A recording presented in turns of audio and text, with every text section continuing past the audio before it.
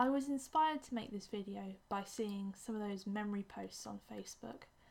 It was like reading my own personal history, as I could see my stress levels increase about 9 years ago as I prepared for the endgame on my path to university. I was shitting myself with fear as to whether my A-level grades would even be good enough to get into my university of choice to even read history, this dream I'd had since childhood. There was so much then that I presumed to know out of my complete arrogance, and a lot that I should have known before I even set foot on campus. So I thought for you, fellow students shitting themselves about A-levels, a quick video on a topic on a branch of historical thought that might be new to you, but will come crushing down into your life with a vengeance as you start your degree, would be a huge help and hopefully set you up for those first few shocking weeks. Way back in the mists of time, historiography was what we called the study of history, with a historiographer being the old term for a historian. But the study of history wasn't quite the same as it is now.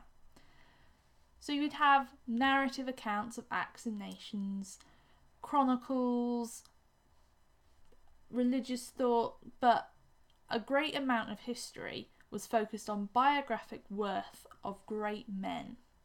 So you have writers like Plutarch and Herodotus and even Julius Caesar himself, who recorded the lives, the campaigns, the noble acts of great men for posterity. These writings are instructive in nature, how-to guides on the behaviour of young men, or advice for those being shaped to power. You could judge the nations of the world as compared to your own, or look upon the failings of those who were wicked, like, Julius Caesar.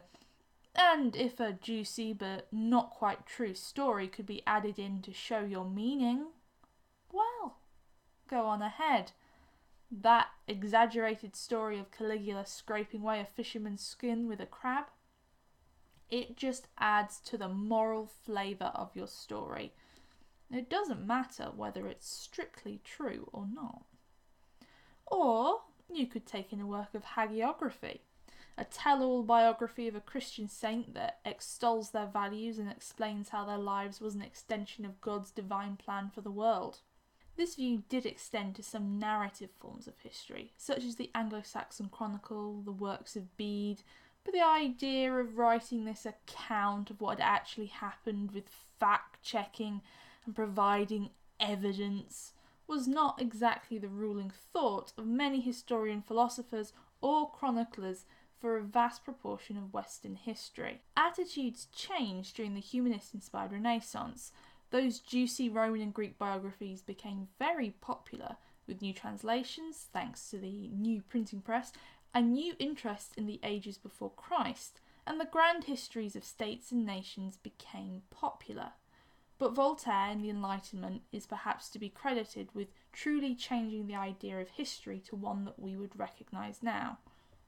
Look, I know that bringing up Voltaire in any argument on the internet tends to go badly, but he did write his history by looking at what he thought was important and how it shaped the world he lived in. As Voltaire said in Diderot's Encyclopédie, one demands of modern historians more details, better ascertained facts, precise dates, more attention to customs, laws, mores, commerce, finance, agriculture, population.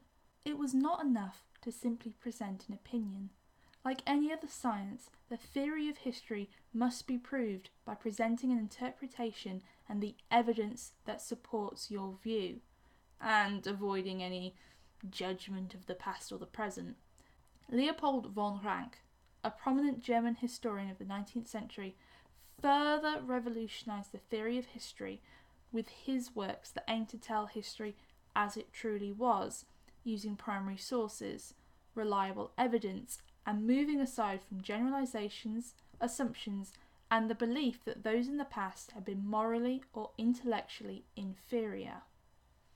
Where does this leave the term and the study of historiography? Consider historiography as being the history of history itself, the study and practice of historical thought.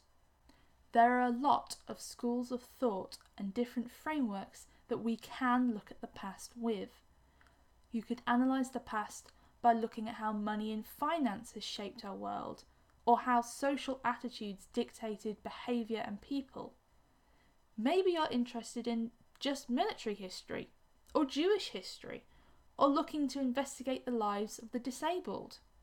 Maybe you're revising old ideas, revising new ideas, or are interested in how capitalism has always been lurking on the sidelines waiting to strike. But these ideas might change in time, and will change interpretations of people and nations.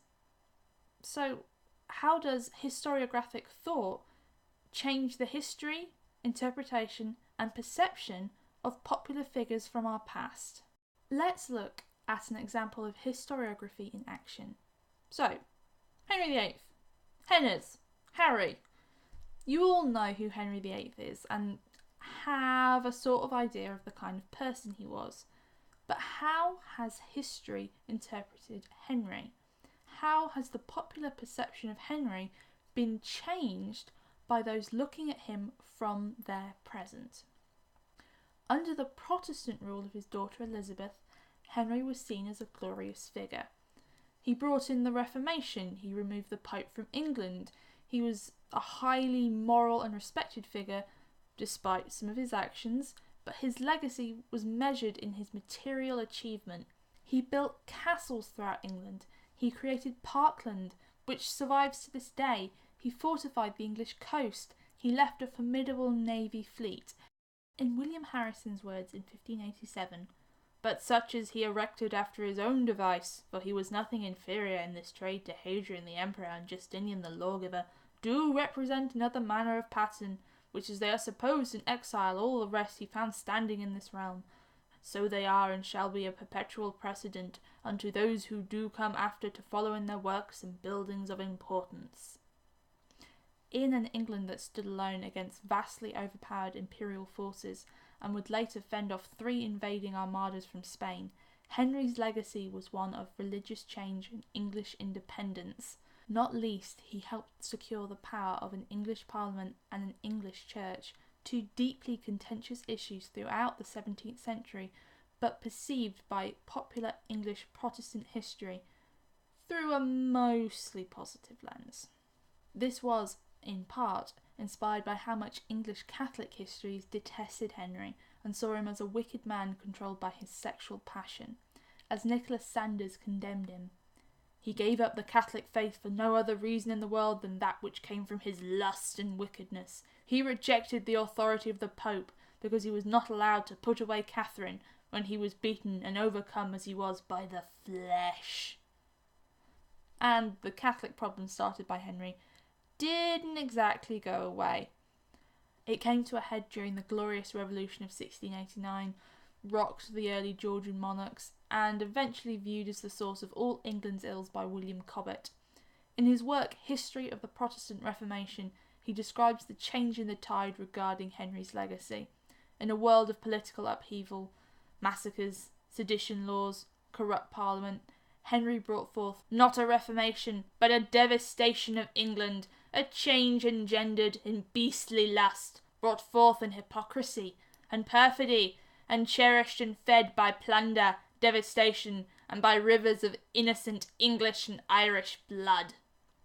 In an England rocked by radicalism, religious division, social change, who had seen some deeply controversial and decadent monarchs, Henry was not a positive figure that he had been of centuries past. But then comes in Whig history. You're going to be hearing a lot about Whig history, let me tell you. As England avoided revolution under Victoria, and the Industrial Revolution brought forth immense wealth to some, as science and technology shaped the world around them, Whig history presented the past as an inevitable path towards enlightenment and constitutional monarchy.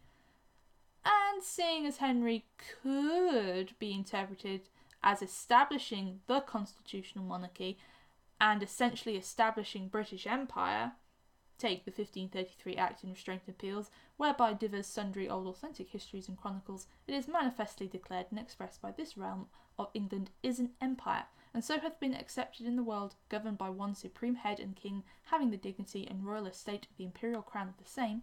Then Henry was the founding father of the great and glorious nation of England, as living its best life in control of most of the world in a colonialist and jingoistic empire. Henry was the principled figure who fought off foreign tyranny on the vast European political stage. The most prominent work to sum up this view is the biography of Henry by A.F. Pollard, who praised Henry as the king and statesman who, whatever his personal failings, led England down the road to parliamentary democracy and empire. This view of Henry also didn't stick around for long.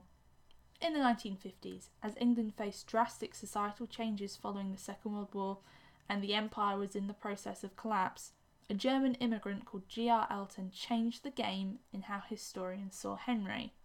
Before, Henry was the sole architect of a grand and noble destiny. Elton reinterpreted Henry as a man who only followed those who did the actual work, mostly Hilary Mantel's darling but also a bit of a bastard Thomas Cromwell, and his sort of middlemen, socially mobile clerk class. Henry was an egocentric monstrosity. And while much of the Thomas Cromwell middleman revolution and civil servants view has been challenged in the last 60 years, this idea of Henry as a tyrant and a monster has stuck around the most. Even J.J. Scarisbrick's biography of Henry, the most comprehensive work on Henry of the last half of the 20th century, Henry is formidable and captivating, but to be blamed for upheaval and destruction. Elton and Scarisbrick's view of Henry is one that comes from a world in the midst of healing from the Second World War and in the midst of the Cold War. Their Henry is a product of the age of dictators, a 16th century Stalin in tights, who operated a formidable cult of personality and allowed no dissident. Scarisbrick's work is perhaps the last true biography of Henry to focus on his entire life and his achievements. There have been other works since, but with significant differences from the biographies of the past. Some, like David Starkey, focus on the two halves of Henry's reign and don't write about the whole of his life. They instead focus on the psychological impact of the loss of his mother at a young age, or of the paranoia that rocked the last 10 years of his life. Others don't write about Henry at all. His life is seen through the lens of those around him, most notably in the feminist and revisionist world of history from the 1970s, through the eyes of his wives. Biographical focus and interest has shifted to the women who found themselves married to him, rather than Henry himself. Henry is just as large a figure as he ever was, but historians now look to his wives, his children, to his ministers, how the world saw Henry, rather than looking at him directly. History is a strange discipline. It can be a lot of fun, it's fascinating, but it's also full of cruelty, misery, and attitudes that are repulsive for the modern age. As historians, we must both understand that people's actions are shaped and dictated by their age, their education, the country they came from, but also condemn and say that what has gone before has been wrong, vindictive, prejudiced. Historiography is a study of trends, of different schools of thought, of different ideas and ways of seeing what has gone before. Historians look to the past, but so often want history to be a mirror of our own society and our own values. We want to find a reflection of our own hopes, fears, beliefs. Look at the example of Henry VIII. Each age saw him through the lens of their own society, finding an example of the good they valued or the wickedness they despised. But Henry wasn't their contemporary. He wasn't a modern man. He was a man of his time, and his reality was not a vision of historiography. He was not a Protestant visionary who wanted to create the British Empire, and he was not a depraved Stalinist dictator who killed wives for sport. He was hated, he was reviled, but he was also loved and cherished as a memory of a glorious England. Historiography is the history of thought and perception, the story of historians and their works, but not the subject themselves. And researching it for the last 500 words of your essay is the most boring grind, and I always hated doing it, so have fun with your degree. Oh, and don't cite really old and outdated schools of thought, because all the more recent books were checked out at the library and you couldn't be bothered to do any more research or try and find out where they'd gone in a timely manner because you were busy with other stuff. Your lecturers will notice.